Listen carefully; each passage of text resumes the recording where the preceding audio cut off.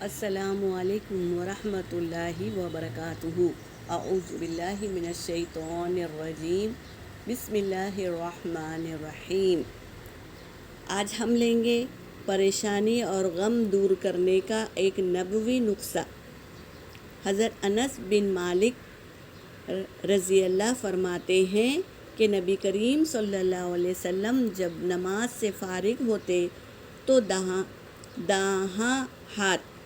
داہنا ہاتھ سر پر پھیرتے اور فرماتے، بسم اللہ الذی لا الہ الا هو الرحمن الرحیم، اللہم اذہب عنی الہم والحزن۔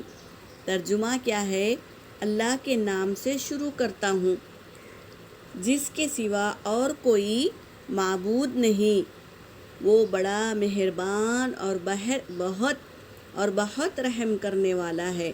اے اللہ، تو ہر فکر اور ہر غم کو مجھ سے دور فرما دے۔ سبحان اللہ۔ اور ایک روایت میں یہ ہے کہ اپنا دانا ہاتھ اپنے پیشانی پر پھیرتے اور فرماتے، اللہم اذہب عنی الہم والحزن۔ ترجمہ، اے اللہ، تو فکر اور غم کو مجھ سے دور فرما دے۔ سبحان اللہ۔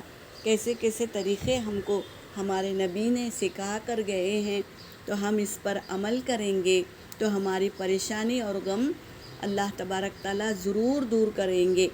وآخر دعوانا ان الحمد للہ رب العالمین۔